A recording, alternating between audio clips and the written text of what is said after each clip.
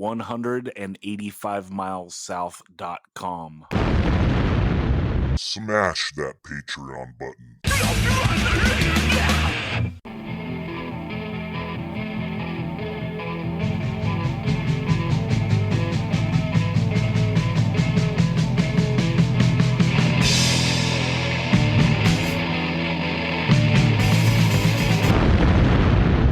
185 Miles South, a hardcore punk rock podcast.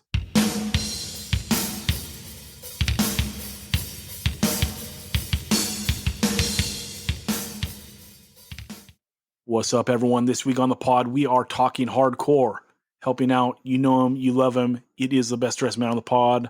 He killed all the birds. It's Daniel Sant. What's up, Dan? Clock strikes upon the hour, and the sun begins to fade. Beautiful words from a beautiful man.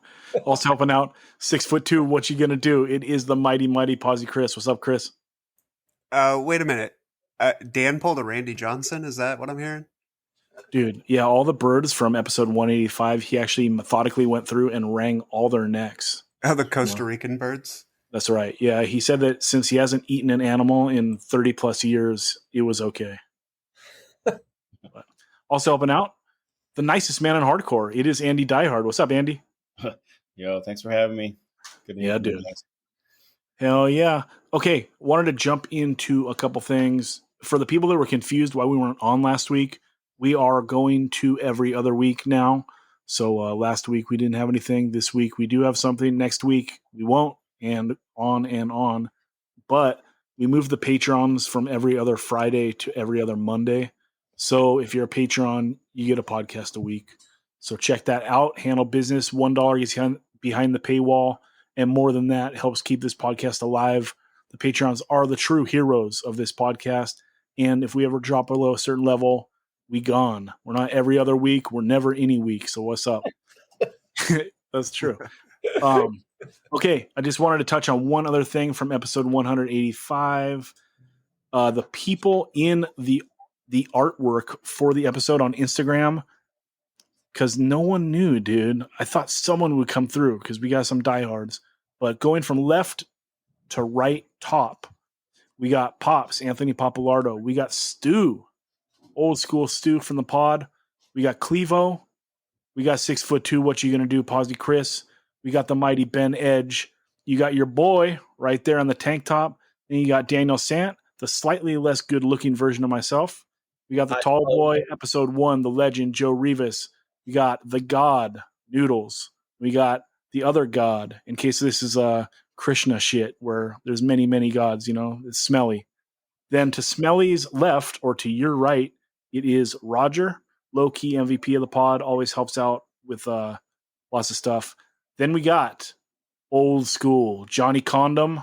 Then we got Darren Pesci, or Pesky, or Darren Pesh, whatever, the first drummer of Youth of Today, shout out. And then we got the mighty Squirrel up top from the band Billingsgate. What's up? And that's what's up. So, but yeah, I wanted to have Andy and Chris on because they had recent pretty neat hardcore experiences. Andy went to Sound and Fury, and not only did he go to Sound and Fury, but he brought his kids. So like that's two perspectives to talk about. And then also, Chris, you just got back from touring Europe with Change. Let's go to you first. Any highlights from the tour, and what's like the state of the union of European hardcore right now? It's all goodness, man. Like, it was an incredible time. Shows were all great. You know, lots of old friends and new. Good food, cool sights. You know, you get all the history in Europe that you get to see, the, you know, different architecture, the different landscape, which is always cool. Weather was on the hot side, but I'm down with that. So it was just all fantastic, you know. It just meant you wore less clothes around town. We did 10 shows. We hit Barcelona, France, Germany, Netherlands, Poland, and Czech Republic. I think that's it. Shows were all sick. Played with some cool bands. A couple of standouts. There's a band called Remain from Dresden, I think, Germany. Pretty dope youth crew style band, which, you know, everyone who's listened to pod knows that we got a soft spot in our hearts for that youth crew vibe, especially the European youth crew. Bloodsucker was a really cool band. I think Zach would not dig the vocals just because it's more on kind of the Only Living Witness worship tip, which is the marshmallows falling off the stick a little bit, but I think it's sick, and it's got like total like Best Wishes riffs. The singer like belts out like he sings most of the time, like Only Living Chris, Witness. you're style, trying to say it's stripper metal, but you like it. It's great, man. I'm down. I support it. And the really impressive thing is if you listen to this band, Bloodsucker, they're on Spotify, like the singer belts it out, like Eddie Leeway style belts it out. And, a lot of times people pull that off in the booth, but when they get, up on the stage and do it, like they can't pull it off. And I was pretty surprised, like how sick he sounded. D's Nuts, a band that the name certainly like sets an expectation. But they were super cool live and actually really awesome dudes and really hit it off with them. Jesse from No Warning was playing drums with them. So it's really sick to see him. Played with Youth of Today a couple times, with the We're Not in This Alone lineup. It was actually my first time ever seeing Youth of Today, like in my life. So that's kind of crazy. And, it was a good lineup to see it, I think. So I had a lot of fun, did a lot of stage dives, the second night in Berlin. Some good ones and some disastrous ones because it's a pretty tall stage, but it was fun. As far as highlights, I think today, real quick, Chris. Yeah, for sure. Dan, have you seen them? Yeah. What was your take? I mean, I go in a very negative mindset, like, oh, fucking washed up, sellouts, whatever. But those songs, they'll get you hardcore Holy Ghost in, Dude, I dare ye to not catch the hardcore Holy Ghost when they play Stabbed in the Back. You know what I'm saying? Yeah. And yeah, I saw him at Shea. It was wild. Yeah, I feel you, dude. Like when it starts and, Ray is very animated and it's like, it makes it almost a little sillier. But then, dude, if you close your eyes a little bit, good God, man. Hey, I can't close my eyes. That's right. That's right. But, yeah, the way I always like to look at it is like, all right, I'm seeing you today in the year 2022. There's no way it's even going to be a fraction of what it was seeing them in 1988. You go in with that mindset and just, I don't know, I kind of view it like, with hardcore, I always feel like time and place is such an important part of things, which is why I'm never like super hyped for reunions, just because when you take it out of that time and place, it's not the same. But, like Dan said, like you said, like when they play those songs, like, they're the best Youth Today cover band you'll ever see, So it was cool. Yeah. And it's pretty wild because like Porcel must have gotten worse at guitar. I was like, God, this guy's barely hanging on. Like, you've been playing these songs for how long, dude? Like, keep up. Who's sick though? Sammy, man, he was on point. So yeah, I saw a couple of videos. If you got a good drummer. Like, damn, he's good. I mean, that lineup, like, if they do a handful of shows, they got to be insane because of who's playing, right? But of course, San Diego is always the first show of the tour, and bands come through and they're all sloppo, But if we're the sloppo show, just charge $20, not 40. Come on, it's like a warm up that you get paid for, but treat it like that, Andy, did you ever get to see Youth of Today? Yeah, so one of those reunion things they did, maybe the first one, somewhere in LA. Maybe I'm thinking of something else. They did like the Pomona stuff, right? I saw him there, and then I saw him at Shea. House or something like that. Right. Yeah, that's right. I saw one of them. I mean, yeah, I was the same way. I was very skeptical, but yeah, Ray goes off, dude, and he still jumps around and does some poses and whatnot. And I mean, it sounds awesome. And yeah, but once they start playing, I get psyched, dude.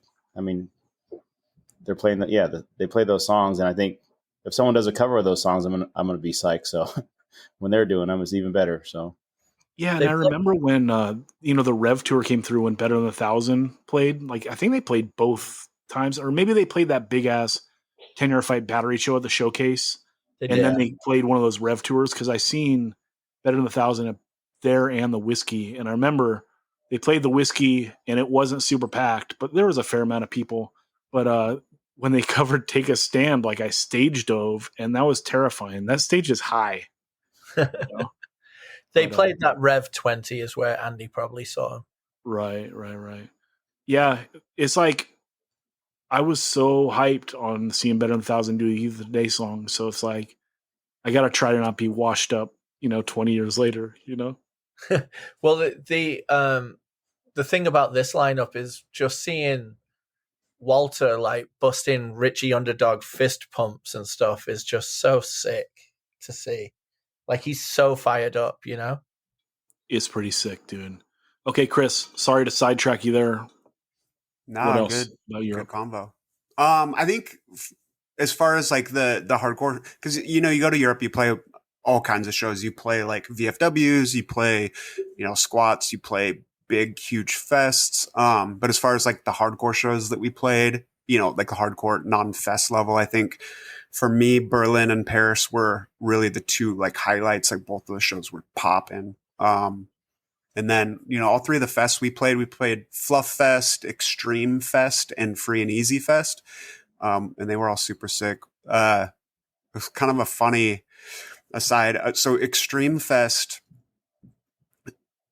I guess this is kind of a normal thing in European Fest, but like the headliners, I guess don't like to play last. So they'll have like the headliner and then some scrub band play like as the outro, like the grab your last drink and leave band. And we had the distinct honor of being that at Extreme Fest. So, we played after it was like Flogging Molly, was the headliner and Circle Jerks played before them. So like, Circle Jerks played and then Flogging Molly played it. And then we were the band playing like the side stage after them. Right. And so we kind of went into it expecting like, well, if like 50 kids kind of stick around and watch us, like that'll be sick. But it was pretty awesome. Like, I don't know how many people left, but it couldn't have been more than like 10% of the crowd because it was still pretty packed when we played and kids still wanted to, party and like circle pit. And it was a really fun set. One other thing, all the people that sat through a full Flogging Molly set, huh? Yeah. And I mean, this is in the south of France. So, alcohol is definitely a big thing. So like respect all the people that have been there drinking for 3 days and still wanted to hang out we played at 12:30. So, between 12:30 and 1:30 in the morning. Wow. After the tour, I took a couple days solo in the south of France just to make sure that I didn't bring COVID home to my wife. It was a rough sacrifice, but you do what you got to do for your family, So I just went and hung out on some beaches in the south of France for a few days and, had a little wind down time, which is pretty cool. But to your first question, one of your first questions about like the state of the European Hardcore Union. European hardcore is so sick. Like there's such a high percentage of lifers there. You see so many faces that you've been seeing there for, 20 years or more. And like people still love fast hardcore, which is really cool. Still kind of ride for the more youth crew stuff. And then it seems like there's a really high percentage of like those historical venues that have been around for years and years and years and years. The first show of the tour, we actually played in a venue in Hengelo, Netherlands, which was actually the first venue, like the same venue that I ever played my very first show in Europe. So first time Champion went to Europe. We played there with The Promise, a local band called, I'm drawing a blank on their name right now. And then Justice, and it was a banging show, and that venue's still around and we got to play it this time around. And so it was a really kind of like a special time, like going back to this venue that has such a special place to my heart. And it's fairly common for like a lot of those venues to still be around for a while. And I'm not sure if it's that more kids just respect the venues and take care of them and don't like mess things up, or if it's that, that the local governments like care more about like the arts and trying to preserve some of these art spaces, or maybe it's a combination of the two, but it's really sick. That rules. Yeah. Like looking at some of the crowds of the fests and then looking at Sound and Fury, I was thinking like, is Sound and Fury an example of like America just catching up? Because like, Europe hardcore bands play the big fests. You see like a shit ton of people there, and then there's lots of fests here that are drawing a shit ton of people. If this is hardcore, and then Sound of Fury just being wild, like 5,000 people outside there. It looks so awesome. What's your take on that, Chris? Totally. I think so. I mean, I've thought about that too. Like obviously we were in Europe during Sound and Fury, so I didn't get to see it, but I was certainly looking through Instagram and getting some major FOMO, even though, I was obviously having a great time and being in a great place, but it looked like a really sick time.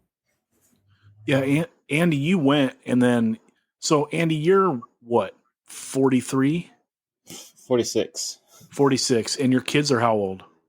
I took my oldest son and his friend. They're both 17. And then I took another, Danny and Donnie Phillips from the Warriors fame, the twins. Their younger brother, but he's like, I want to say he's like 23 or 24. So he went with us too. But that's cool. That's a sick spread. So what was your overall take? And then what was the kids' takes? That's what I'm really interested in. Yeah. I mean, I was actually dreading it. I just thought 2 days out in the sun was going to be too much, but it was pretty awesome, man. It got me pretty, there's a lot of bands on there I wanted to see and hadn't seen. So, and my kid actually saw it online and was like, "Hey, can we go to this?" So I said, "Yeah, find a friend to go with you. We'll get some tickets and we'll roll out." So that's what we did. Pretty much the first day we missed a couple bands just because we had trouble parking, but every band was good, man. I mean, like, I don't know how much detail you want me to go into, but like every band, I mean, probably from the time we got in around, like, I think we missed the first 3 bands the first day. But by then there was hundreds of kids in there, if not thousands. And, I mean, every kid, every person there was paying attention to the bands. There was nowhere really to, I guess, hide out, outside and go in the back and ditch the bands. But, and there was a good variety of bands that Riley and Martine, who planned it, did a good job on like the way they set it up, where it kind of the show would ebb and flow with like heavy bands or fast bands. There'd be a melodic band or something different to change it up. So you weren't just barraged with the same, there wasn't 10 Youth Crew bands in a row and then a couple, more tough bands or, 7 melodic bands. So they did a great job with that. Yeah, like I said, the whole thing ended up being a great time. Saw a lot of people there that I hadn't seen in a while, and a lot of good bands. Yeah, I said, "Do you want me to go into some of the bands, or what do you want to hear?" Yeah, I just think that like the sequencing was really good. I'm glad that you called that out. They didn't stack like all the tough guy bands together or the hard sounding bands, and then all like the hardcore adjacents together. It was like kind of a little bit of a rotation that, if you're a long day of live music, it's nice to change it up, right? Yeah, I mean, I think they did a great job. Like, we came in when Soul Blind was playing. They're kind of like a heavier, like almost like alternative style, and that was after the first 3 bands we missed. Like Ingrown, I think it's pretty heavy, but they played right before that, so that kind of like changed the vibe. And then it went to a couple of like melodic bands. Praise played, which was awesome. Got to see the Andy and that band, which seen them a long time ago, but I haven't seen them in years. So that was a great, like their vibe was super cool. Like fun loving, like emotional kind of like vibe that Praise has. I mean, we've all heard the records, but, and I think right after that, like it kind of went into, like Koyo and some other like more melodic-y stuff. Maybe that band, No Pressure, they're kind of like a pop punk band played.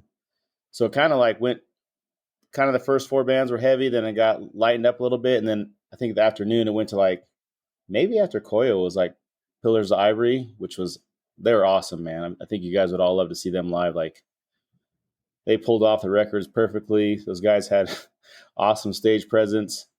The singer Mind Force was super funny, and they're throwing out weed pins to everybody, and Aaron Knuckles sang in all 5 of his different voices, like they were really impressive. They pulled it off live. Yeah, Dan cannot stage potato though for Pillars of Ivory.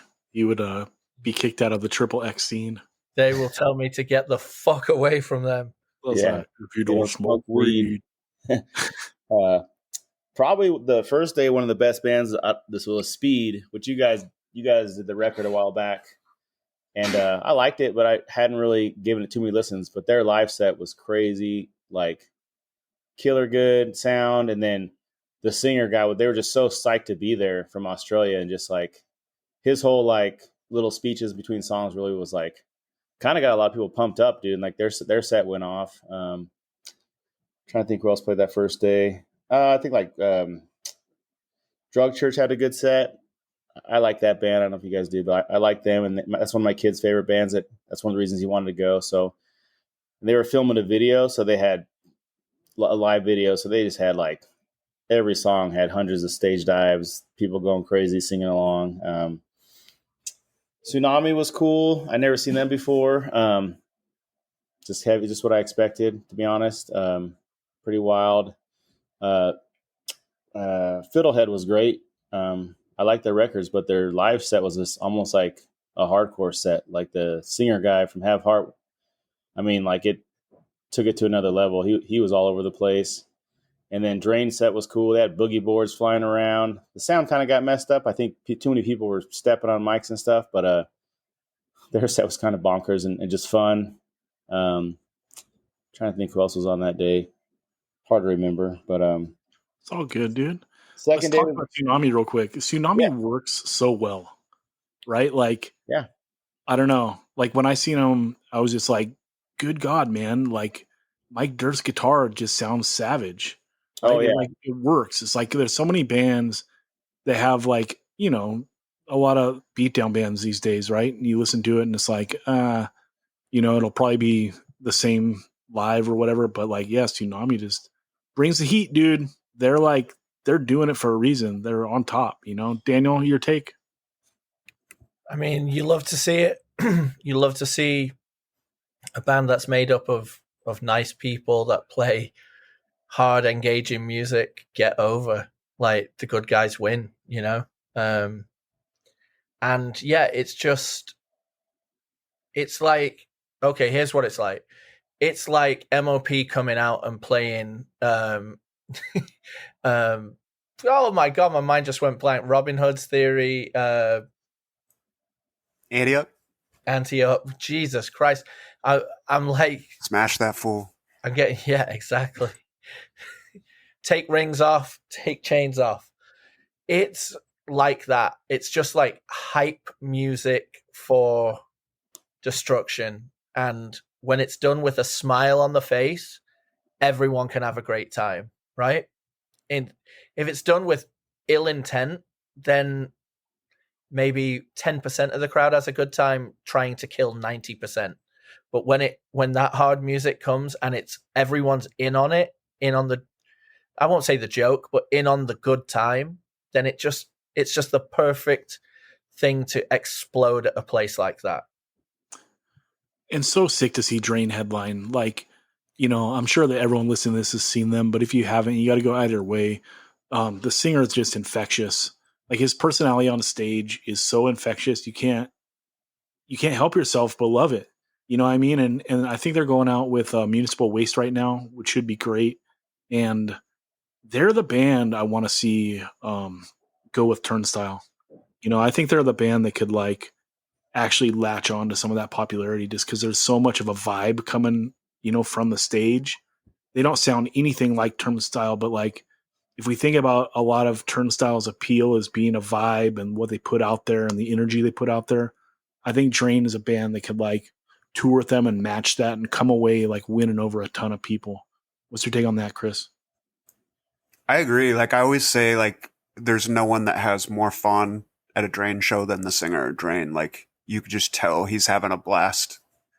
And yeah, it's so infectious. It kind of reminds me of Ephraim's stage presence a little bit from Death by Stereo. Like you can tell he's having fun. He's loving what he's doing, and he's psyched on what's going on in the crowd. And it's just kind of like a cyclical thing where you feed off his energy. He feeds off that energy coming back, and that's like what hardcore is. And it's just encapsulated so well with that band. Yeah, and they pay their dues. So like you can just tell it's a dude like not taking anything for granted. So it's rad that they're on top. All right, Andy, day 2, what were a couple of the bands you liked the most? Real quick though, the singer Drain, is he Ryan Fredette's cousin? Because they Dude. definitely look alike, and they have a lot of the same I could see that. smiling stage presence as they're going insane. But second day we were there the whole day. It was good, man. First couple bands were good. The first band that stuck out to me was a Big Laugh. They're like, I guess they're a new rev band from like Yo, they're Wisconsin. sick. Just like Really good. yeah, like mid '80s hardcore. Like they ruled, man. I was really psyched on them, and I'd heard their stuff before the 7-inch, but they played a bunch of new songs and stuff, and they were rad. Cola Boy was awesome. He kind of played in the middle. You know, I don't know if everyone knows who Cola Boy is out of Oxnard. Kind of, how would you describe his music, Zach? Like he said he was disco, but I don't know if that makes sense. But Disco has such a negative connotation to like yeah, punk people, you know. But I don't know. He's just like doing good R&B. It's like a lot of electronic music Yeah. on the record with him singing. He has like a cool voice. Yeah. But yeah, I don't know how to describe it. Dan, you might be better to describe it. I mean, I think that's like straight up by him like saying disco. It doesn't mean like it is exactly like every disco hit you've ever heard, but it's got like some Giorgio Moroder type music to it. It's got some you know, I would say lowrider oldies to an extent, like in there, but done through a funky like Prince output. I don't know. It's just it's super cool, and it is. It's not just one thing too. So to try and just sum it up in one go, he like runs a gamut with this music. I really do think just everyone should check it out. Yeah, he put out LP this year or last year, late last year, maybe early this year. So everyone check that out. But yeah, his stuff is awesome. And he's playing with a band now, right, Andy? Yeah, he had a full band. I want to say it was some of the guys from Torino out of Oxnard, but I'm not 100% sure. But they're definitely familiar dudes from Oxnard. They were playing in the band, and it sounded great, man. I mean, I thought another props to the dudes that set it up, because that was a total like mood changer, like a little bit of like take a breath, hang out, watch this, have fun. You know, everyone's bobbing their head, just smiling, dude. You couldn't help but smile and have a good time. He was rad, yeah. So Yeah, I gotta see him with a band. Like that's so ill because I seen him in San Diego. It was just him and a DJ, but it was still sick, you know. But like nothing matches like that live drum and bass, you know. Anyway, yeah. Go ahead, Andy. Oh, okay. I'm trying to think after that. I know what was that band? There's a band they got like I'd never seen them before, but I know a lot of people like them.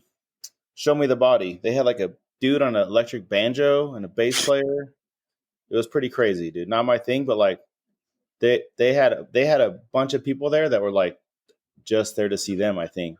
Like so that was kind of cool. Exposed to something different, you know, like just the diversity of the show. I went from Cola Boy to someone else to the Show Me the Body band, which is I don't know, I'll have to look them up. Never actually heard them on record, but live they're pretty cool, and people were into them, stage diving and singing along.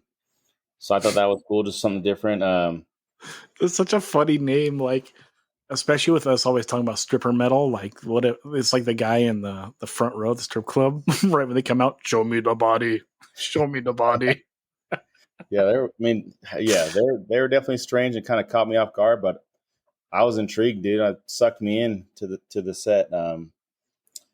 Never Ending Game was dope. They probably had like the best middle set. Like they were just rad, man. I mean, I know you guys like them, or at least you do, Zach. Hell yeah. They really pulled it off live, like kind of how Speed did the first day.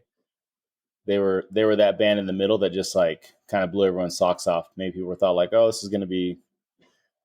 I don't know. I've never seen them before, but they were rad. Gridiron was awesome. They sound just like the record. They got a cool flow. The guy, like I want to see a Retaliate Gridiron show. I think you and that singer would could have a flow off whatever with your lyrics, man, or your style. Lakers versus 76ers. Yeah, I guess do a tour, make some shirts.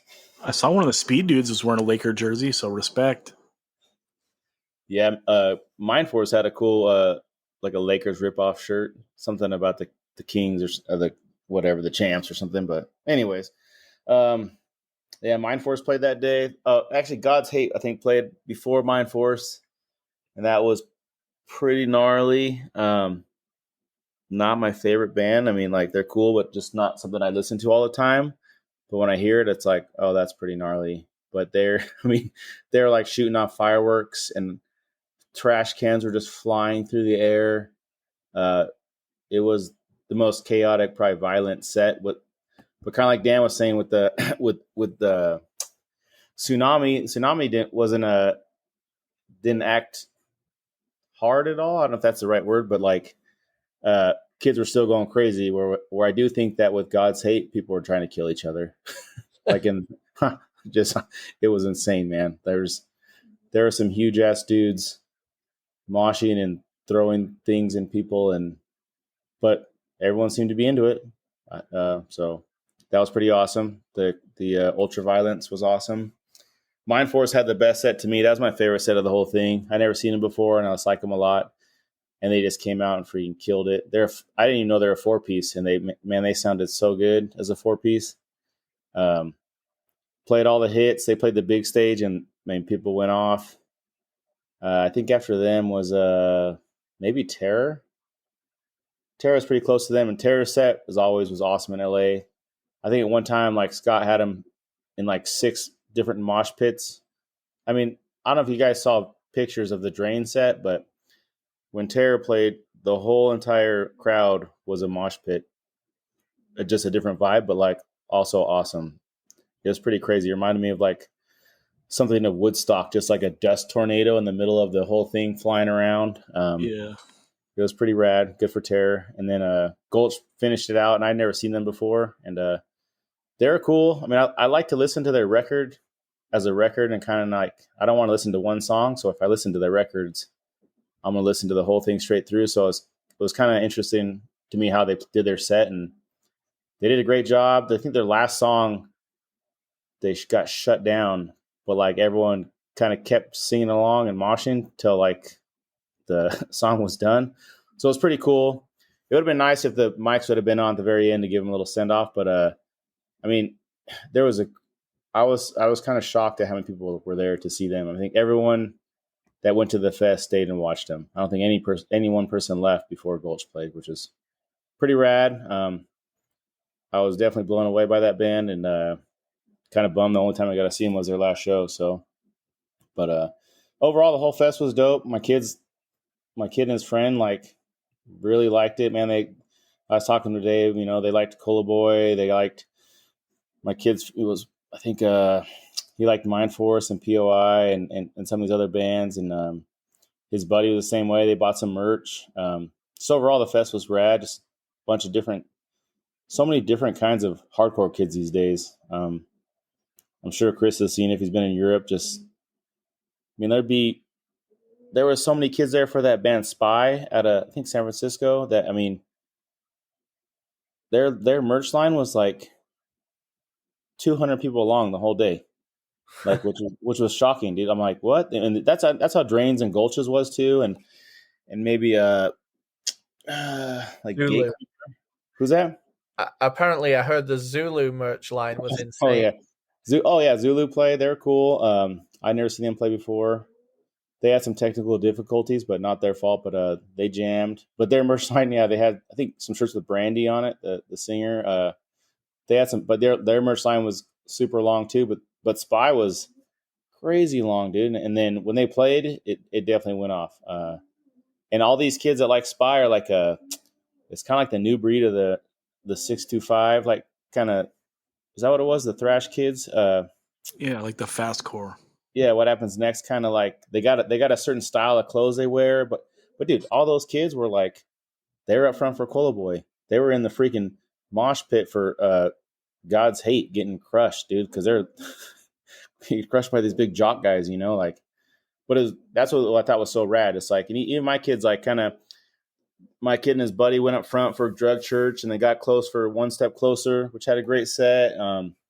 And for Mind Force, they like went all the way up to the front, getting stage dive on. So and that's the first time they've been like brave enough to do any of that. So they were super psyched on the whole thing. Yeah, overall, like I said, I kind of had a bad taste in my mouth at first, just thinking it was going to be a long waste of a days, just kind of hanging out. But it ended up being super rad. State of Hardcore is awesome in LA and California, and I'm sure there's people there from all over the world.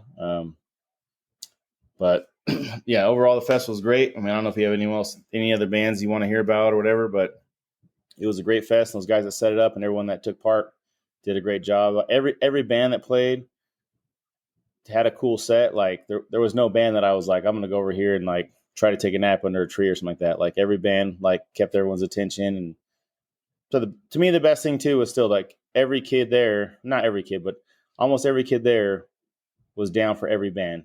It wasn't like back in the day where, the Throwdown's playing, I'm going to go outside. Because I used to do stuff like that. Oh, I'm not going to watch Adamantium play. I'm going to wait until, whoever Carry On goes on or whoever, when there's a mixed bill, I might have went outside because that wasn't my thing. I think all these kids these days are psyched on everything and they're getting into everything. So it was pretty rad.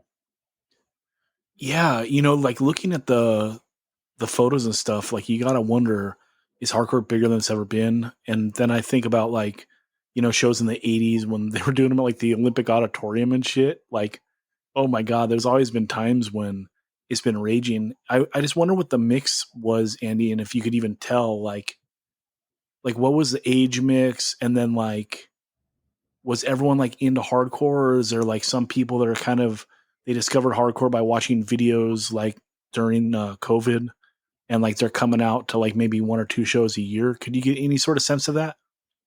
I would definitely say the demographic was more, I'm going to say 20. It could be, I'm saying, 20 to 30 30-year-olds. I'm pretty bad. I mean, I just look at people's shirts, oh, there's a guy in a striking distance shirt. That guy's probably the same age as me or old, or some guy. Take that bird. Take that bird.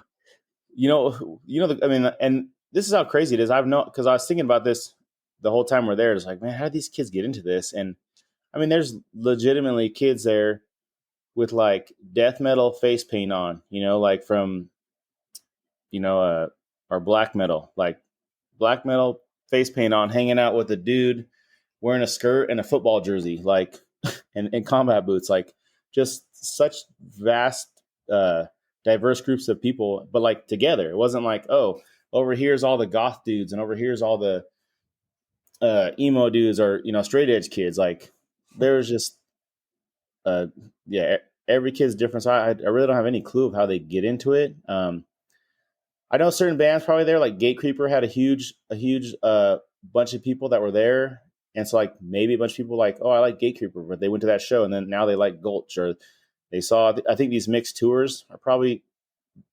exposing people. I don't know Power Trips how they went about it before they kind of stopped being a band, but maybe Power Trip was playing with other like hardcore bands to take them on tour and just getting kids, kind of like Turnstile's doing now. Or I really don't have any clue. I talked to my kid about it, but him and his friends get into it because they were hanging out here with me, and I'm showing them music and we're hanging out, and then they kind of took that and ran with it in their own little thing. They got on Spotify and started doing it that way. But yeah, Dan, what's your take?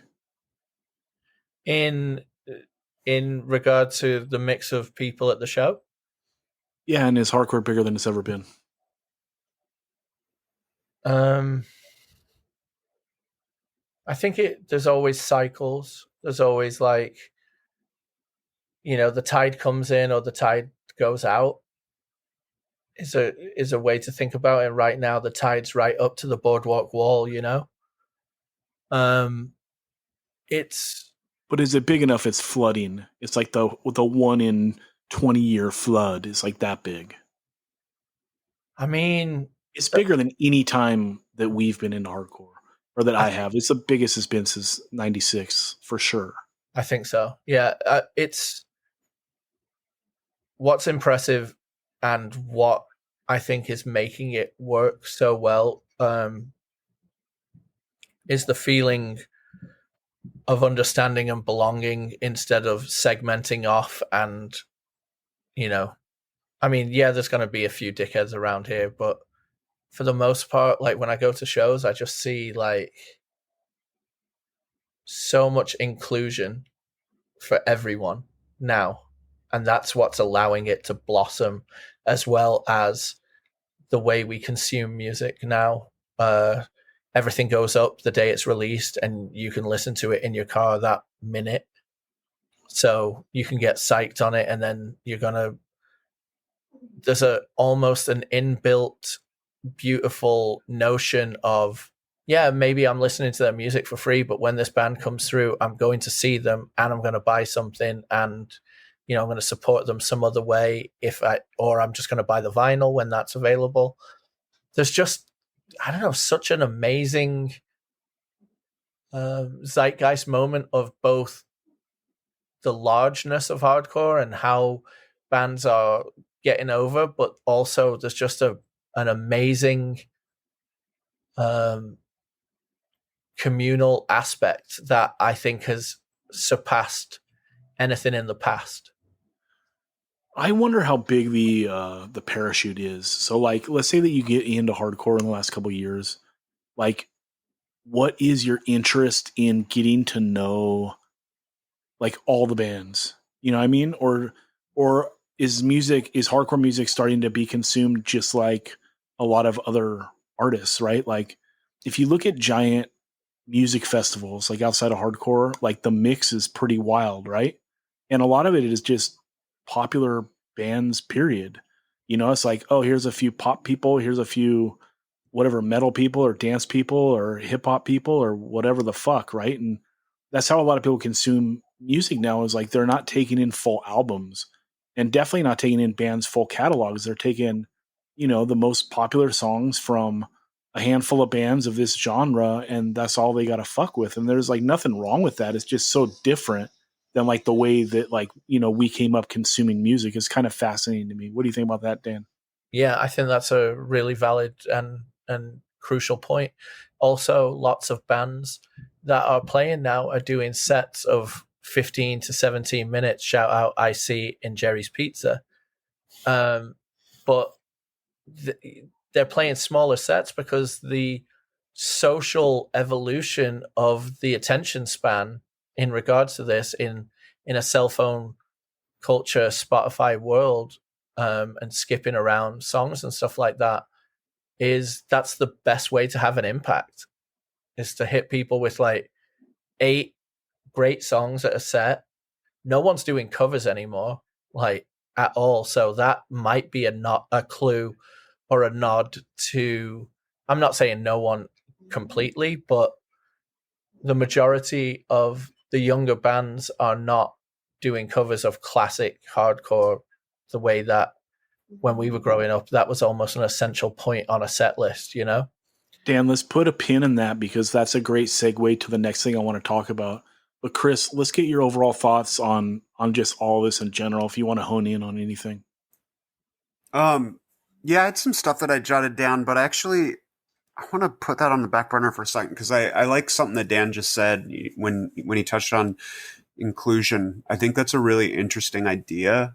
Particularly when you think about something like hardcore, that's always been about, seeing someone on stage in a band, or someone booking a show, or taking pictures, or whatever they're doing to be involved in this scene, and seeing those people and thinking, I can do that shit, And that's what hardcore is all about. Like seeing people do things and saying, I can do that, I can be involved in that way.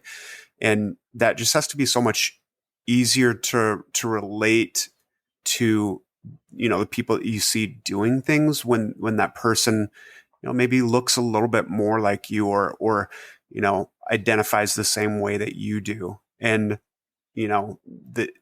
it's, people talk about diversity and inclusion all the time from many different perspectives. And, sometimes it's a check box that, corporations like to get so that they don't get in trouble, or, so I don't get people popping off about them on social media or whatever. But like, that's what real inclusion is about, is people seeing other people that they can identify with and saying like, particularly in hardcore, wow, that person's just like me. I can do that.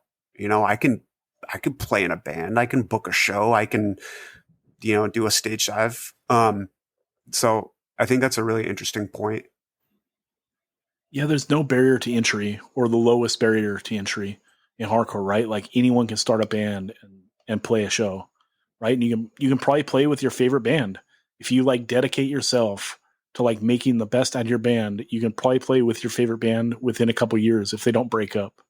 No doubt. You could even put the show together. Right. You could book the show and be like, yo, I'm going to have my band open. That's exactly right. That's the move, and that's why, because there's such like a low barrier of entry, it's like, that's why you got to keep your eyes peeled for the sus bands that are just trying to get famous, right? Because hardcore is not a stepping stone. Get the fuck out. This is not your home. What's up? Andy, you got to take on this? It is the best. Yeah, I mean, I totally agree. I'm not as don't speak as well as you guys, but kind of what I was trying to say. Like I said, that vibe with Chris and Dan are both saying about the inclusion was very heavy, very strong at that fest, dude. And I was just thinking about it right now, like those last couple of shows I've been in. Oxnard, we played a show, and then Terror played, and that other Retaliate show that was there with Dead Heat a couple months back. And I'm like looking at all these Oxnard kids, and even there, I mean, it's just, that was what you want to call it, just a small snippet of what I thought was just Oxnard. But that might just be the whole California hardcore scene now. I'm not sure that's back east, but like I said, just so many kids there just doing their thing. And I still think, like, why did 5,000 people want to see Gulch play? Like, how did they get that many kids? I mean, it just blows me away how rad it is that like 5,000 people went to that fest, and I think every single one of them, and even some of the people like the security guards, were like watching this band play. Like, it was awesome, and like it was just such a cool thing that all those guys, whoever set the fest up, and I think part of it too is, like you guys are saying, it's just part of the scene right now, and everyone feels like they can be part of it, even more so than back when we all got involved in it. I always thought, like, guess this is a cool spot for the skater nerds to come and listen to punk rock and do stuff. But now I said, it's just, I'm not sure where these kids are getting it, if it's all from playlists or whatever. But the inclusion factor that you guys brought up is huge, and it's definitely alive and well. And like, that's making a huge difference of, like I said, with the Gulch being as big as they are, that band Spy just being a crazy amount of kids, just like so psyched to see him. Gatecreeper was like, I know they're a bigger band, but like all their fans were psyched on other bands too. So like, yeah, that inclusion is key, I think. Well, what's awesome about that is the three bands you just mentioned are extremely abrasive sounding, and right. yet thousands of people are checking them out at once, Yeah, and I just don't know where they get it. Like, are they listening to, and there's not like CD samplers anymore. I mean, is there satellite radio? I mean, unless they're just following the algorithm, right? It's like, yeah, you listen to something and it goes through. Yeah, which if they're paying that much attention is awesome. That the song pops up on their Spotify or whatever, or Bandcamp, whatever, and they get that into it. It rules. It's the exact same way we all did it. We got turned on to bands by friends, or saw them at a show, or like Zach said, instead of the liner notes of an LP that we would comb over, now the algorithm like turns you onto something that is a bit similar, and then you go down that wormhole, and then you follow, like, you've got 6 new bands on your radar by the time you finished listening to the Gulch LP, Yeah, that's pretty rad. Chris, I'm curious on your notes that you didn't get into on this, so hit them. I mean, there's nothing like super profound or anything. I think, one of the things that I wrote down is like, if you look at it from the perspective of floors and ceilings, I think the floor is still there. Like, you could still go to a show in the year 2022 and be one of 5 kids there, but the ceiling is getting pretty crazy high. When you have fest like this with 5,000 people. You have, Have Heart playing to 8,000 people. You have, Turnstile playing on basically every late night show, and Dan playing in I forget which show, The Band.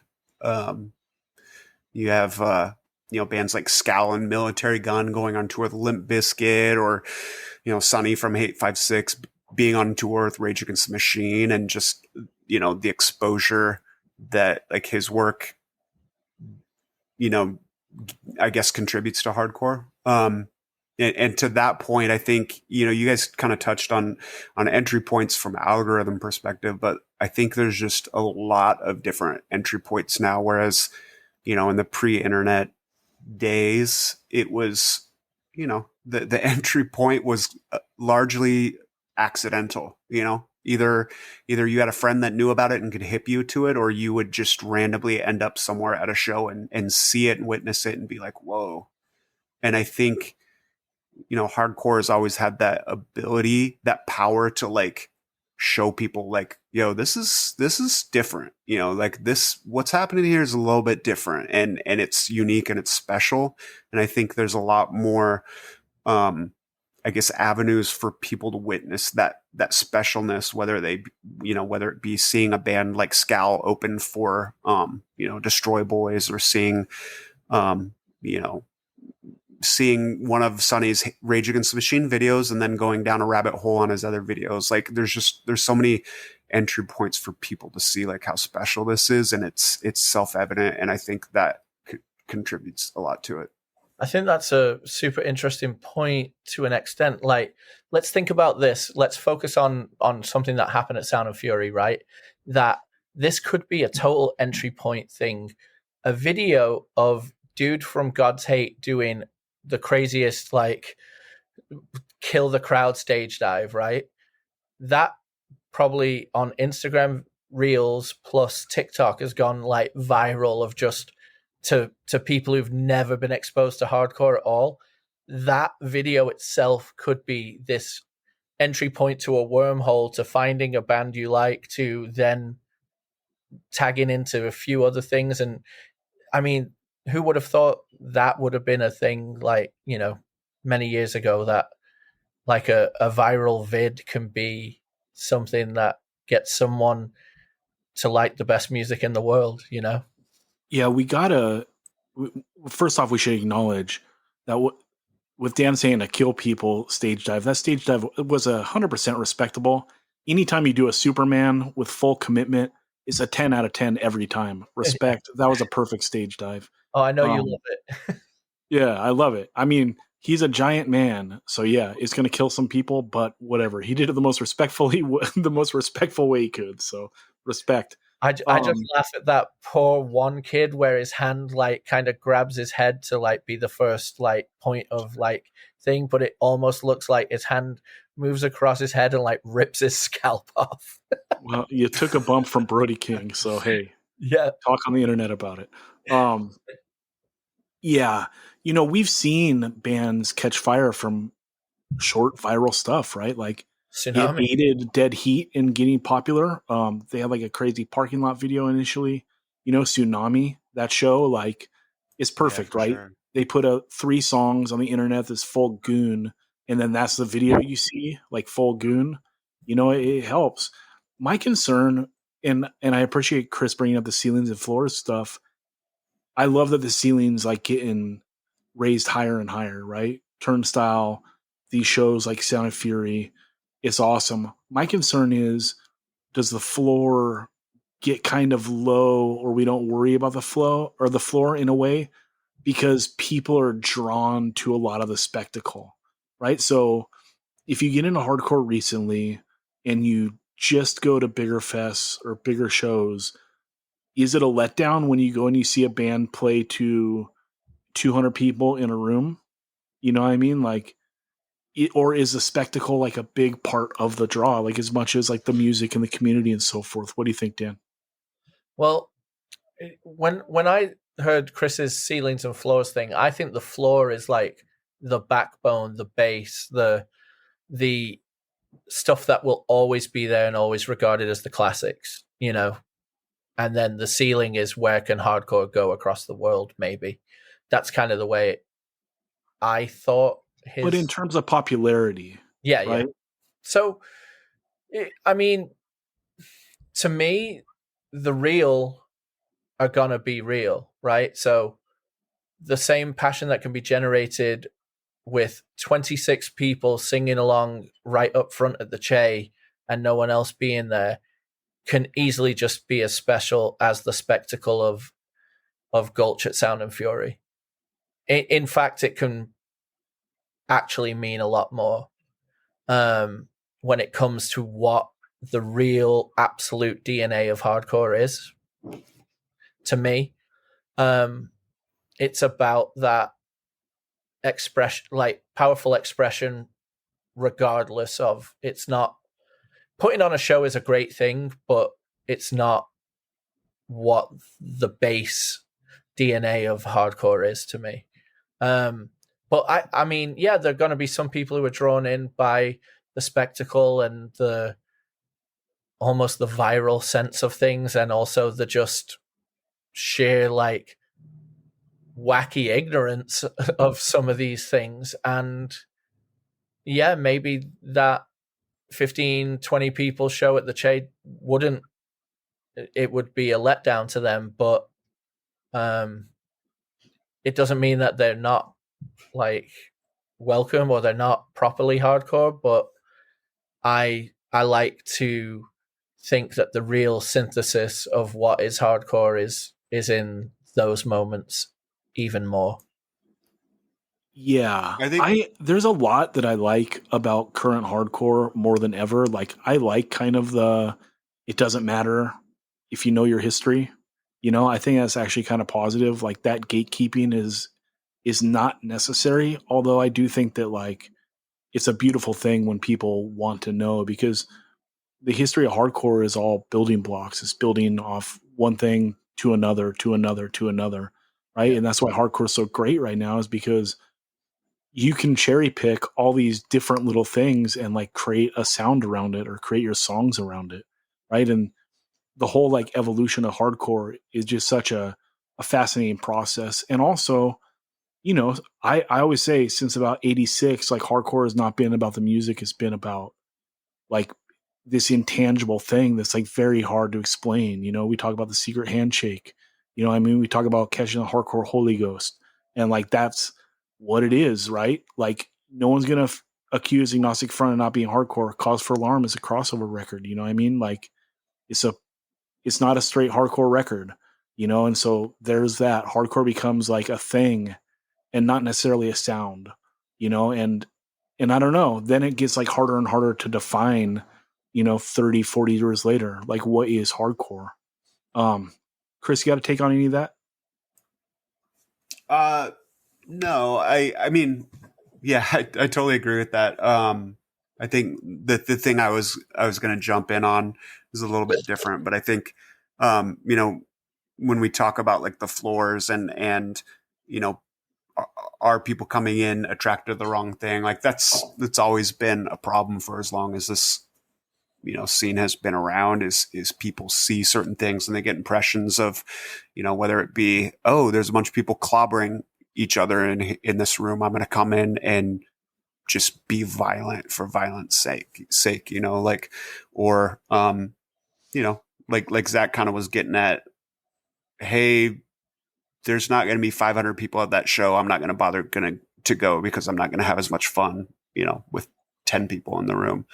And I think, you know, regardless of how big that entry point is, like there's always going to be you know, probably a small percentage that grasps on to like the real important things and become true, like longtime contributors. But I don't know, that I think there's just kind of always been a thing.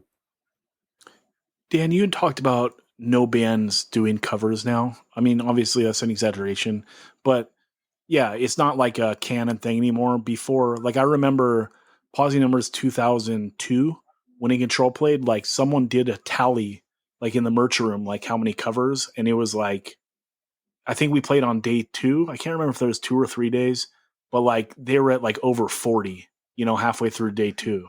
You know what I mean? Like covers used to be a thing, and it's not a thing so much anymore. And that leads into this question.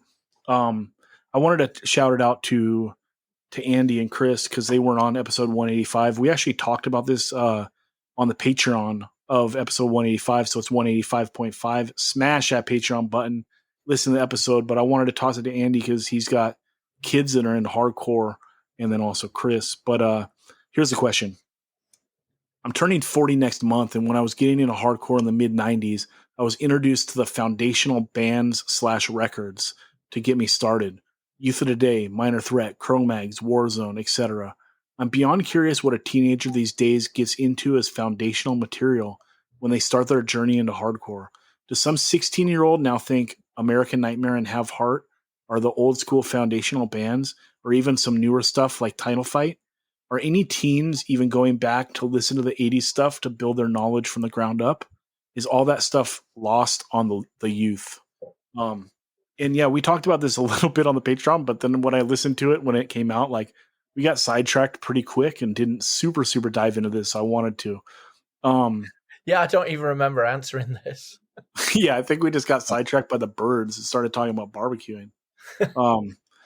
But yeah, Andy, that's a question for you, although I don't know if we can look at your kids as an example because they have you to show them what like the classic stuff is, right? But like, is there any interest in going back to like bands from like the 82 to 86 era just to know the history?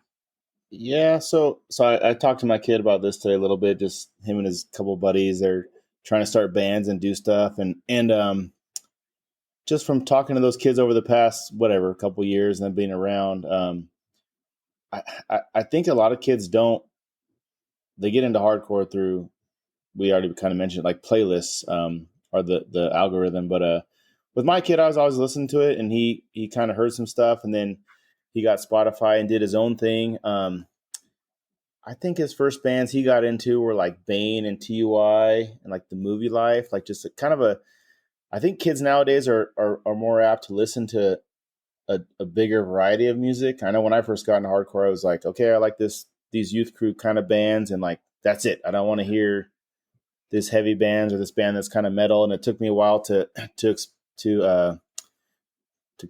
branch out. But so I asked him today, like what is him and his friends think, and I think after they kind of get hooked on hardcore, they'll listen to this aggressive music, whether it's Gojira or Deftones or whatever, or actual hardcore bands. If these kids like this aggressive music, they eventually, if they get into hardcore, like my son now, he is more into like we went to Salzer's just the other day. He's buying a Warzone and a Beyond record, and I'm like, all right, dude, cool, man. Like, which I'm super psyched on, but I don't want to push him in any direction. But I think at first when I'm telling him like, hey, dude, you got to listen to these bands, like all the old ones, buying it for Christmas, I'd buy him, a Judge record or a Chain of Strength record.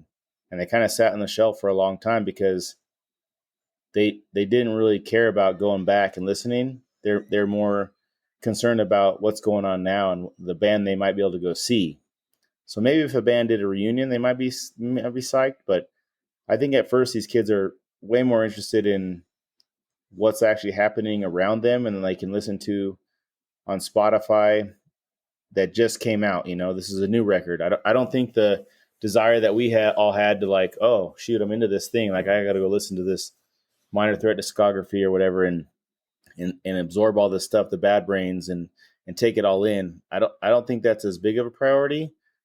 But I think after a while, when they, well, just speaking from my kid and his kind of buddies, that after they kind of get into it and they're like, oh, where did these guys? And it's the same thing we always see. They look in the records and they see someone wearing a band shirt in the photo or the liner notes. But so I do think it's still there, but I definitely don't think it's as prevalent. And I think if kids today, just my kids, if I tell them to do something, hey, you need to go listen to the Bad Brains or the Cro-Mags, they're probably going to say no, just because they're high school kids and they don't want to do what their dad tells them to do. So I can't really speak on other kids, but I do think that kids today are just as apt to tell you to take a hike if you try to tell them to go, hey, you got to know your roots. they don't care about that. I mean, a lot of kids don't care about that. So I'm not sure that answers your question, but I think that there is a group still that is going back and listening, but I'm not sure it's quite as an important part of hardcore that it was when we were getting into this, and like a necessity to like, no, you got to know that cover. You got to know that, you got to have these, you got to know your roots. So. Right. It seems like a lot of it is like it's a wider net, but not as deep. Right. So it's like you're getting into a wider array of bands and music, maybe not even just strictly in the hardcore lane, but even in the hardcore and hardcore adjacent stuff. Like your likes can be, it's like a wide array of stuff, but maybe you're not going all the way deep. Right. Like all of us at one time, like loved Youth Crew stuff, and we all bought 3rd, 4th rate Youth Crew 7-inches. Wow. I don't even think that like that stuff exists anymore, right? Like you can't get away with like being a 4th rate Youth Crew band and like getting a 7-inch out, like your band's not going to last that year that you wait for your vinyl to come out.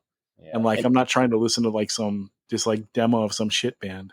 Well, when I tell my kid to go back and look at stuff like, he'll make a playlist and we'll be listening to in his car, and it's like, it's got Earth Crisis and, maybe a Gorilla Biscuit song. It's like, there's so much stuff that's super old to them that I'm like, Earth Crisis, like that's not the OG, but like to him it is, so it's like kind of a weird thing that I think about. Like, that's pretty cool, man, that you found some of these things on your own that I think are cool, but I never really played for him. So they're not just going back to the Rev catalog, there's a huge thing to pick from. He obviously got into Earth Crisis from listening to the fantastic 185 deep dive on the Firestorm 7-inch.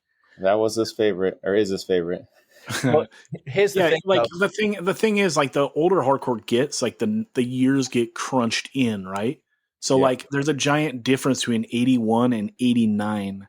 Like that gap of hardcore is insane, but then like when you look at it now in 2022 and you look back, it's like, really, what's the difference between 91 and 86? Like, well, if you're following the history of hardcore, like those 5 years, that's like insane, like the way things changed, right? But if you're like a 16-year-old kid today, looking back, it's like 91 and 86 is all boomer shit, Well, my point was going to be that when we're getting into it in like 92, looking back at 88, it seems like it's years ago, but it's 4 years ago. Do you know what I mean? But it is, so much has changed in those 4 years in hardcore, like you just said. But yeah, someone who's getting into stuff in 2020, they may look back. But here's the thing. I'll look back at 1963 versus 1967 in like classic rock. There's obviously a different time. So I think the way that people, we can't just boil this down to this is the way the youth are getting into things, because there's always going to be like demo core David going deep into that one thing, like going and just researching and going down and finding the most obscure thing that he wants to build a sound around. And then there's going to be the person who's just living on the surface and just loving what's being served up today, and White Net Willie, He's a deep dive demo core David and White Net Willie. Yeah, White Net Willie is just at a turnstile pit, just vibing. Yeah, I think that like, even if you go back and you build some of the history, like again, it just doesn't need to be as wide, right? Like learning any sort of history is daunting. You have to like kind of choose a lane. But anyway, Chris, you got any final thoughts on this? Yeah, I got a few thoughts. First, I think that last point is a good one. There's certainly a lot of people that don't care about the old stuff. And then there are a lot of people that do care a lot about the old stuff, and not just, classic hardcore, but I see like kids who are, real big into like Dinosaur Jr. or, Weezer or like Seaweed and like these, kind of post-hardcore or like hardcore adjacent things. So I don't know, everyone's kind of different. I do want to bring up, one point that I hope doesn't come off disrespectful to the listener, because I certainly don't mean it that way, but I think it's worth like putting in perspective when we're looking at, specifically a few things that this person mentioned. Disclaimer, I'm a liberal arts major, so I reserve the right to some bad math here. But you look at Title Fight, which was a band that they mentioned. Title Fight's last show was in 2016, I believe. So that was 6 years ago. Let's say, for the sake of argument, that their prime was, the year before they broke up. That's 7 years ago. So when we look at a band like Youth of Today in comparison, their prime, I think we can all agree that 1988 is probably a safe, Youth of Today prime. So if you got into hardcore in 95, like that's 7 years from Youth of Today's prime. So if you look at it through that lens, like Title Fight is as much a legacy act now as Youth of Today was for a kid that was getting into hardcore in 95, which is kind of crazy. Especially through the lens of, I think it was Dan that mentioned a few minutes ago that like, back then when we were much younger, it seemed like that 7 years or even that 4 years, it was like an eternity. But now, I mean, feels like I, was seeing Title Fight a year or two ago. That's a great point, because it's like we all kind of know that, but I think when you attach the band names to that and like that 7 year span, that's pretty insane. And you're totally right. And I'm sure there were like, I'm sure in 1995, there were like crotchety old like 80s hardcore kids hanging around saying, Psh, Youth of Today, that's just wannabe like SSD New Jack shit, right? Of course. Yeah. So. But the thing is that the kid who's going back and listening to Title Fight right now is also a lot of the time the same kid who's going back and listening to We're Not in This Alone and enjoying both, For sure. In some cases, I'm sure. Yeah, Dan. Sure, because the mentality of looking back is the same, right? It just depends on where you want to look. Okay. Andy, did you have something to close out on before we jump to new music? Yeah, what Dan just said, I just wanted to say, like, with my kid, I've noticed with his playlist, he makes it, it's almost like it doesn't matter what year it is, dude, whether it's, Chain of Strength, the Title Fight, or TUI. If the song's good, the kids are going to like it, I don't know if the year matters, but I think that's what Dan was kind of alluding to, or talking about, but.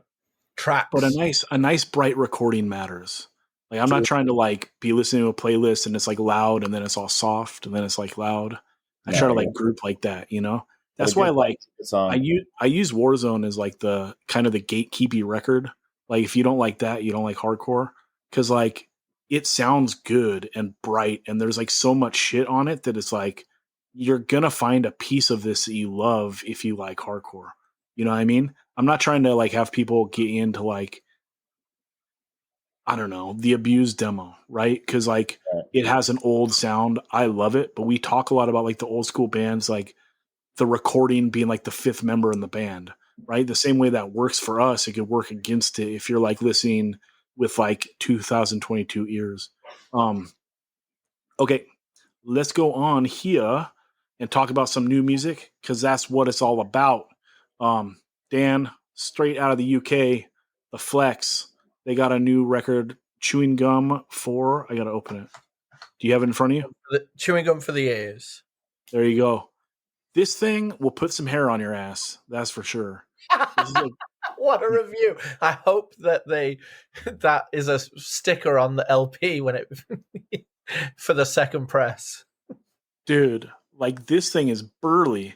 Like I was listening to it. I was walking around Best Buy getting my steps in, and I was just like, good God, like I might knock over an aisle right now. Like it just sounds so gnarly, and they know what's up. When you're a band that like is playing this fast, gnarly, no hint of melody style, you got to come with some mid-tempo bangers. They do. This LP's really easy to listen to, and it is gnarly. What's your take on it, Dan? This and the Syndrome 81 are competing for Record of the Year for me for right now. This now, it's funny that you say like there's not a hint of melody on this. This is probably the easiest to listen to Flex LP or Flex musical output so far, and it is still the most aggressive, mind-chewing, brutal, punch in the face hardcore that you're gonna listen to. And yeah, you're right. Those like I won't even say mid-tempo bangers. The ability to change from the fast, aggressive, punchy parts and go into just classic, like I would say almost like, I'm not even going to say breakdown because it's gnarlier than that.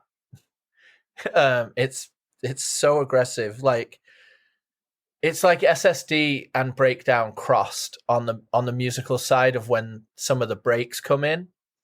But the vocals are delivered with almost like a early NYHC phased through a doom and discharge like filter. Like the vocals are so UK post doom, but they're still so NYHC at the same time, early NYHC, you know? It is just so aggressive. It's so hard. Like Beechwood Terrace, Jesus Christ, that song is so fucking hard. Soma Holiday, that part where it breaks and it's like, shout out Soma side stage, Chris doing mega high jumps. It goes Soma, and then the breakdown kicks in, and then Holiday. It's so sick. The Flex 4 song is that mid tempo banger that Zach's talking about. So good. I expected to like this a lot, and I like it so much more than I expected to. And I expected it to be really high up on my list for the year so far. And I've listened to this a lot this year, since it came out like 3 months ago. I got the LP from Lock It Out. I played the LP a lot, but I've also just listened to it while stuck in traffic on the Bay Bridge, just wishing I could Gravedigger monster truck over everyone and just while blasting the Flex. Oh yeah. Andy, did anything on this grab you? Yeah, super aggro. I don't know how Dan listens to in traffic. I'd want to drive through people. It's definitely a record that when I listen to this week on my jogs just to stay pumped up. I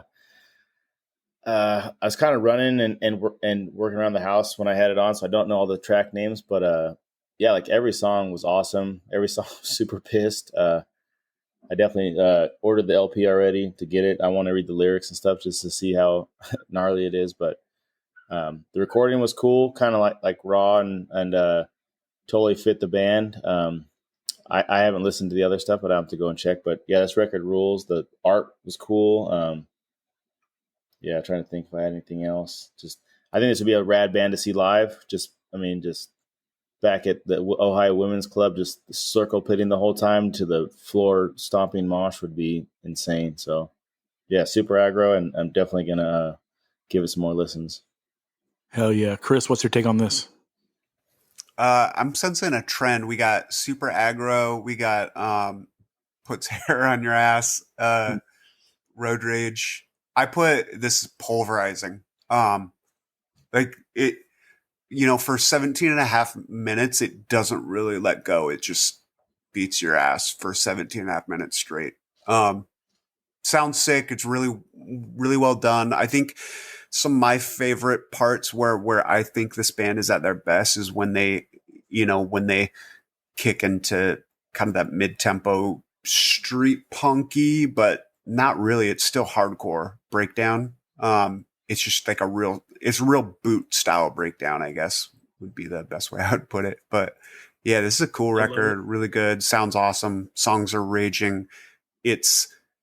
Dan touched on this a little bit, but there is some hidden melody, but it's not done, to Zach's point, it's not done in a way that, I guess backs off at all from just the pulverizing nature of it. It maybe just adds a little bit of depth to it.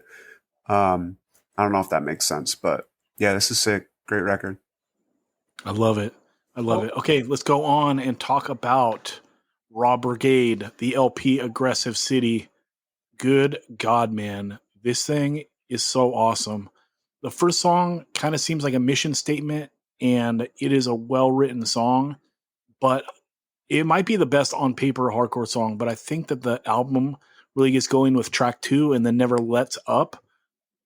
This thing is just like, good God, like they mashed up like fast hardcore, and then sometimes they go into like a little bit of street punk, but like, and that seems like a dirty word sometimes. Like, you know, they're not putting on scally caps and they're not like celebrating, you know, St. Patrick's Day all year round and shit.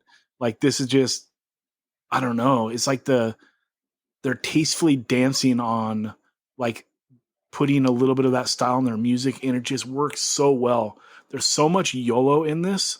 It's like the YOLO record of the year, right? Like, I think that we could say like the Flex LP is more punishing, and this is like, again, it's not too far off. It's fast, it's raw, it's hardcore, but this one just like the little touches of melody and a little more YOLO they touch in here really makes it stand out in like that lane. I absolutely love this LP. I think it's one of the greatest things that's come out this year. And yeah, Dan, what's your take on it? It is very, very, very good. Remember the day it went up on Spotify? I think I texted the group chat just like, holy fuck, listen to this. Much like on Beyonce's Renaissance, where it goes from energy into Break My Soul, this seamless, beautiful thing. The second half of the track, Aggressive City, going into the track Burning, is just so perfect. It's like the second half of that song, Aggressive City, is like that, like Zach says, they're channeling. I mean, it is straight up like a Blitz part, but with a hardcore underbeat. And then it goes into Burning, which is another mid-tempo banger, and it's the pinnacle of the LP for me. But every song is awesome. Just saw him recently with Field of Flames, and they were rad. It's cool because they're from I believe Colombia. Bogota. Yeah, Bogota, right? Yeah.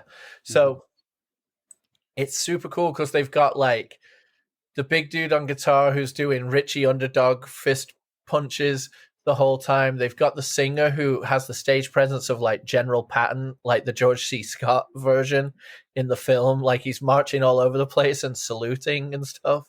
And it's so rad. And then they've got the bass player who like it's just such a great group of people that have found themselves to play this mixture of hardcore that works so well. Each person's brought like to make the best curry ever, you bring all these different spices together, right?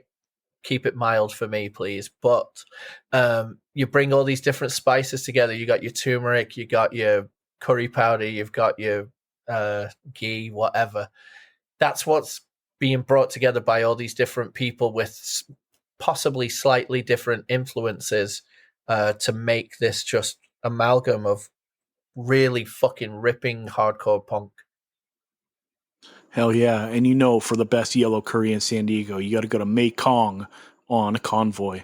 Andy, what's your take on this record? Yeah, I really like this one. Heard it for a little bit. I think after Dan sent that group chat. Yeah, it's angry, fast. I like the way the dude sings. His kind of accent kind of shines through. These guys played first at Sound and Fury that first day, and we missed him, so I was super bummed on that.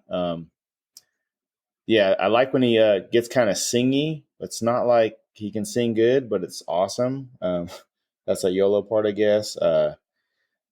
My favorite song is that Aggressive City. It has that cool kind of drum break in it, and then to the breakdown. Yeah, just a super rad record. The art was cool. Yeah, not much more to say. You guys kind of nailed it. I like that. Yeah, it kind of hits that what I call oi or street punk, but I like that mix, and just the record just rips. I really, really, this is my favorite one out of the group. Oh yeah, the recording on this is so good. The Flex recording is really good too. Like Yep. for fast LPs, like these modern recordings are just bringing the heat. Like they're so big, but they're not losing any like that aggression. Is so ill. Chris, what's your take on this Rob Brigade?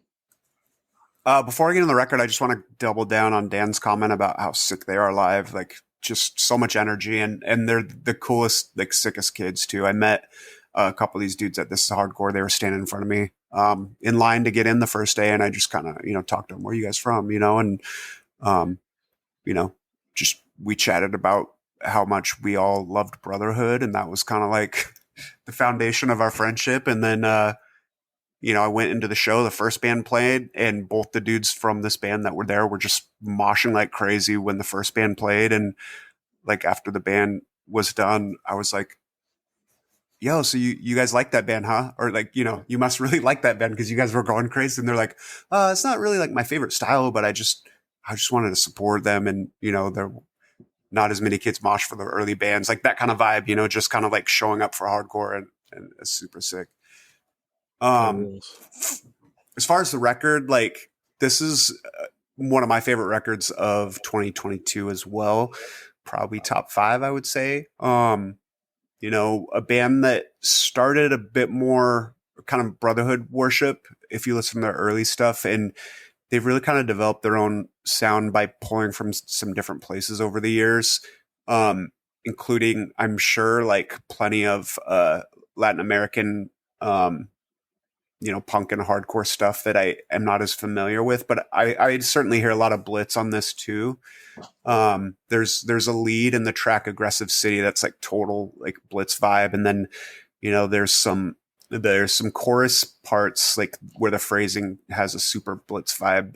But not as much like, I don't know, the more sing-songy, more like Never Surrender, like just super aggressive punk rock that is not super tuneful, but still is super catchy, like on that song Death, there's a part where it's like, I don't know exactly what he's saying, but it's like, wait for, you might be already dead.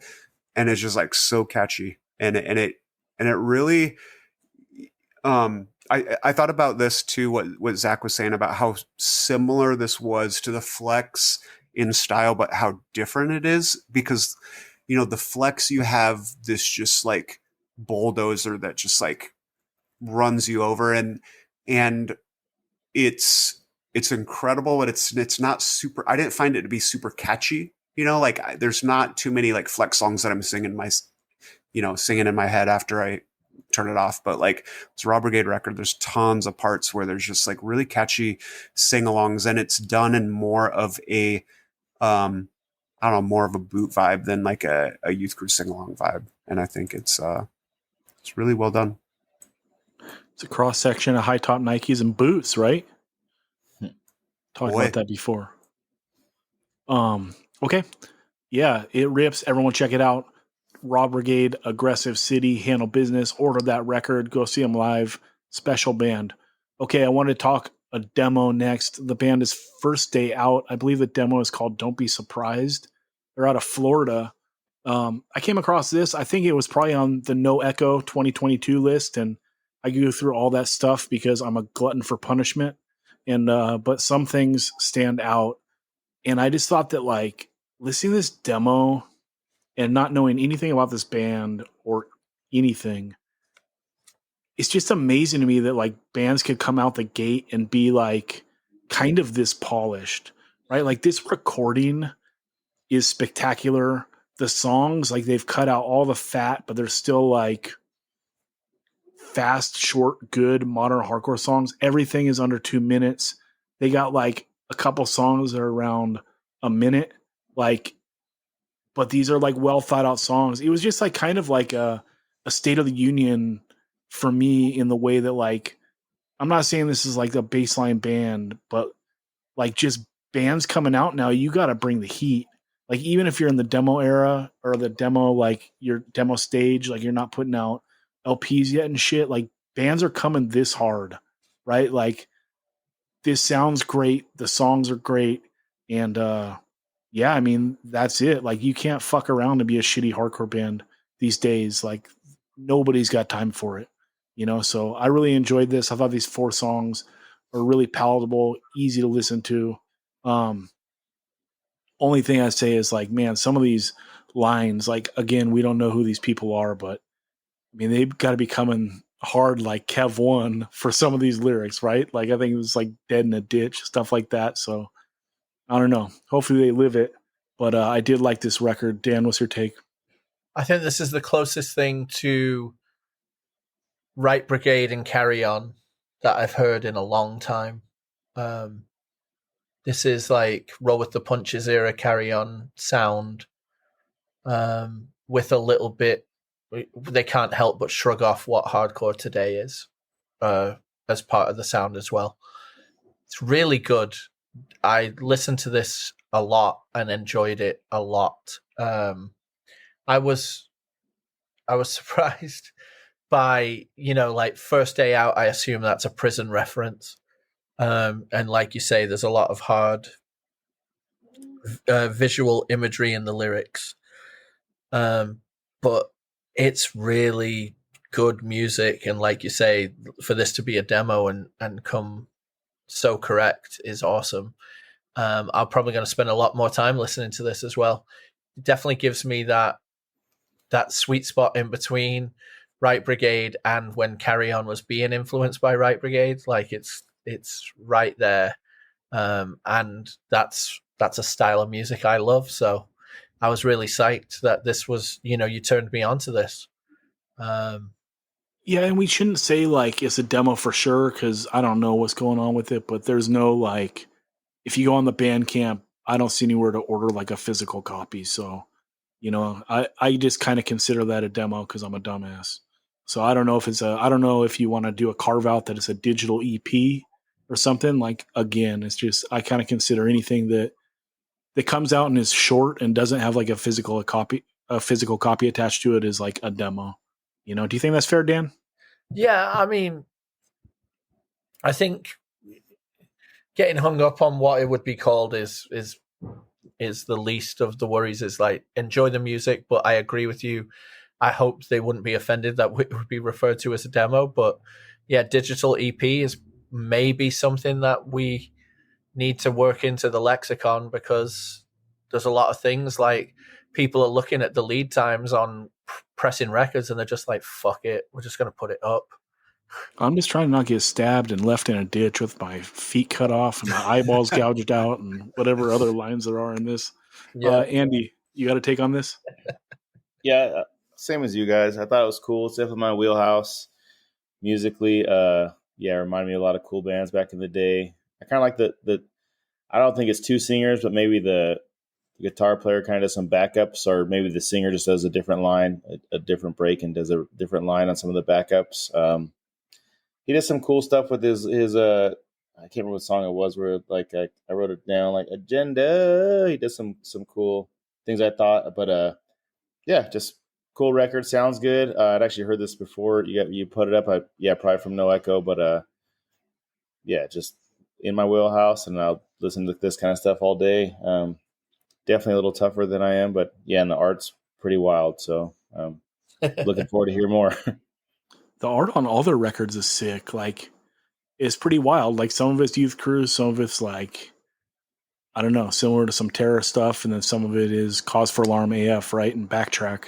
So it's pretty ill. Chris, what's your take on this? The first 10 seconds of this or so kind of threw me off a bit, because it starts out pretty, pretty mosh, like pretty beat down, especially something that Zach sends. You hear those first 10 seconds, you're like, okay, I see what I'm getting into here. But it starts that way, and then the intro, and then it picks up the pace pretty quick into like, full on fast part. And don't get me wrong, there's certainly lots of breakdowns and mosh parts, but it's definitely not what I thought it was going to be in the first 10 seconds. It's interesting that Dan mentioned he heard some Right Brigade and Carry On, so I'm curious to go back and kind of listen through that lens. For me, like the things that I kind of kind of went to is it had a little bit of a locking out vibe, I think, but it was, certainly a bit harder and more modern than that. I think the big thing that stood out to me is it kind of gave me like skate rat shit vibes, like it's hard, it's fast, but it also has that kind of like down to nothing vibe or Kids Like Us vibe. And certainly if they're from Florida, maybe like Kids Like Us is, someone that they reference or at least like is in their periphery and they respect. So it's interesting as well. But yeah, this is cool. I dig it. Hell yeah. Everyone check it out on the playlist. Remember, 185milessouth.com. Click that playlist link, and there's a playlist for every episode. So that's the easy way to find all this stuff. But check it out. First day out, the record, Don't Be Surprised. Digital EP. What's up? All right, let's wrap it up on the band, Bloc. The record, Do Not Cross. Dude, what's up? 2022 rules so hard. There's so many bands that come out and play music I like, and it's just like it's all I ever wanted, right? Like a lot of like the harder stuff that I liked in the 90s and the 2000s, like dude, the bands were coming with like 4 or 5 minute songs. You know what I mean? And there's just something about like the last like handful of years that like all these bands figured out how to play like a harder style, a bounce style. They're incorporating all this stuff that I love in hardcore that's on the harder side, but they finally incorporated short songs, so it's like so palatable. Of course, we're in the 2020s or whatever. So like good recordings are the standard, it's not shitty recordings and 5 minute songs where you're like, God damn, that part was so ill. I wish a band would sound like that part. Like now there are bands that sound like that part, right? And that's what Bloc is all about. I absolutely love this. It just bangs. It satisfies that part of me that wants this stuff, and they do it so well. So yeah, Dan, what's your take on this?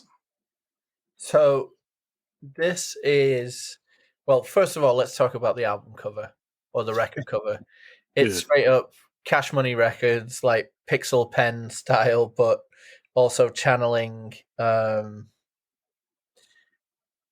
like a kind of almost like an action film too at the same time. It's super rad. And then, we're talking new music here, and a lot of the time on this pod we'll refer to music like this as hardcore, like this really aggressive beat down style. But I would go also that we talked about the Flex earlier. That's hardcore as well, but just done in a different, I don't know, speed lane, Yeah, that's like brutal, fast hardcore. This is like the hard style, dude. Yeah. Now, this, I was enjoying it, the singer floats across the music really well, but I was listening to it like, okay, this is, good, competent, like hardcore. And then the song Mouthpiece comes on, and it is like a modern day Show No Fear from Hold It Down Madball style. It uses so much of the negative space to really just provide so much of a vibe, and that song is like the true standout. And then the Do Not Cross song that comes on after it is also fantastic. But that Mouthpiece song is the one that, and the lyrics are awesome. It's like very aggressive about being stabbed in the back, which is a hardcore trope I will never get sick of. And just, I don't know what you guys think, but I would say that song in particular is the standout for me. It's the one when you listen to something new and you just go back to the one, like you're 3/4 of the way through a song and you're like, shit, I want to hear it from the beginning before it ends, and you click back. That's what that song was like for me. I really dug that one. But all in all, great EP, but that song in particular is just, I hope I can hear more in that kind of the way that they channel the vibe and the bounce on that song is just really pinnacle for me. Yeah, I mean, the thing is so short and so easy to listen to, but they take you on a journey, right? Like that song does stand out. That's one of the highs, But then, yeah, you're coming off at Do Not Cross. I like this whole thing, but yeah, maybe if you're a side A, side B in this thing, a side B, they come in with that late heat. Yeah. Andy, what's your take on this? Yeah, that's cool. Yeah, like you guys just said, when I first listened to it, I was kind of doing some stuff and it went by so fast. I was expecting some, Cold as Life 5-minute song. So I had to go back right away and listen like you guys are saying.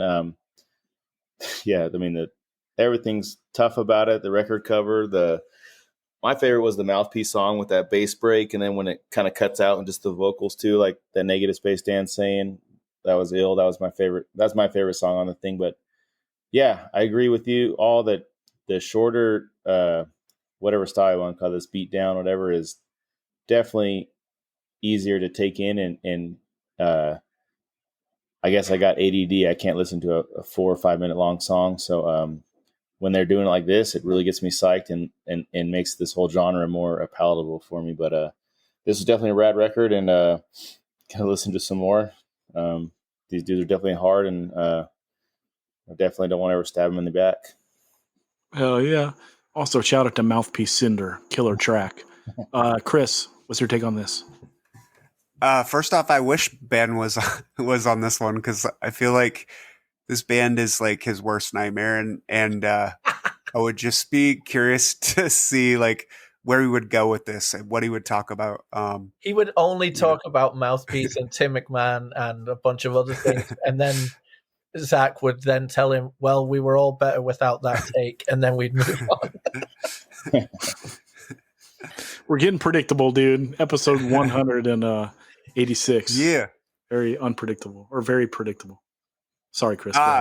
Yeah. So for me, I'm going to be honest, like I'm getting a little bit kind of burnt out on this style of music because there's a lot of it right now. And so like for a band to kind of grab me, they have to be really good. And I think this is really good. So props to them on this, or on that. Like they do it really well. And they throw in enough fast parts to keep it, death threat enough for me. But here's how I kind of see this playing out for me. I don't know if this is going to be something that'll be like a destination for me, like a destination listen for me, at least initially. But I did add a song to my workout playlist, Crush All Weights. And, honestly, this is good enough that I can 100% see that track standing out, even amongst, the Tsunamis and the Irates and the Hate Breeds and Never Ending Games that are on that playlist. And I'm going to get familiar enough with this song, and I'm going to crave it. And I think that, this EP is going to be something that is going to have a long tail for me, thanks to the Crush All Weights playlist. But that's a win, Totally. And I think, no, go ahead.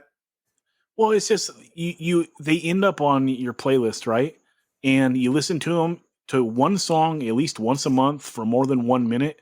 You're like a D Block listener. You count on Spotify, right? And it's like, no doubt. This is how that stuff happens, dude. That's how like bands are putting up giant numbers, right?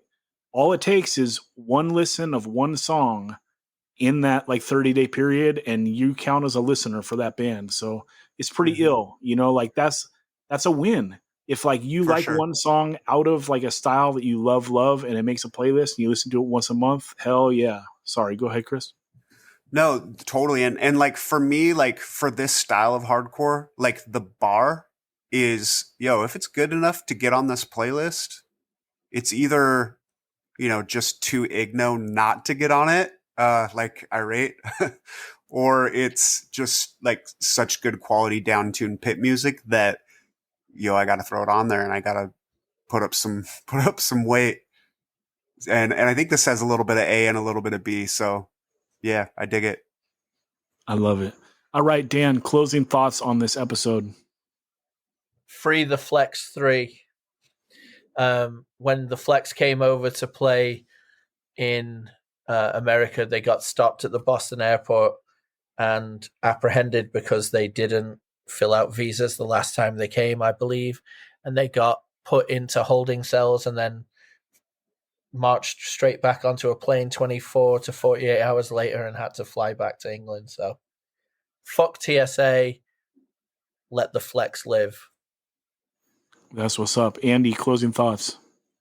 Thanks for having me. Shout out to everyone in Santa Fury that made that fest awesome. The kids, the people set it up. Yeah, but again, thanks for having me, dudes. It's always great to talk to you guys. Much love. Hell yeah. Chris, final thoughts. Thanks for letting me talk some HC on the pod. Love it. Hell yeah. Hardcore rules. Okay, everyone. Dan, where can people find you? At Southpaw Instagrammer on Instagram. Andy, where can people find you? Ill Communication on Instagram. That's right. Chris, where can people find you? Chris Williams 51 on Twitter or Instagram. And I also do Change NWHC for the band on Twitter. Hell yeah. Everyone, get at me 185 miles south at gmail.com. That's the best way to get in touch with me. I answer every email. Guaranteed. Unless you're spamming me. What the fuck? Okay. Also, 185 miles south on Instagram and Twitter. Zach Retaliate is my personal on Instagram. And you know, Retaliate is the best on Instagram. Everyone, we love you. We'll talk to you on Patreon next Monday.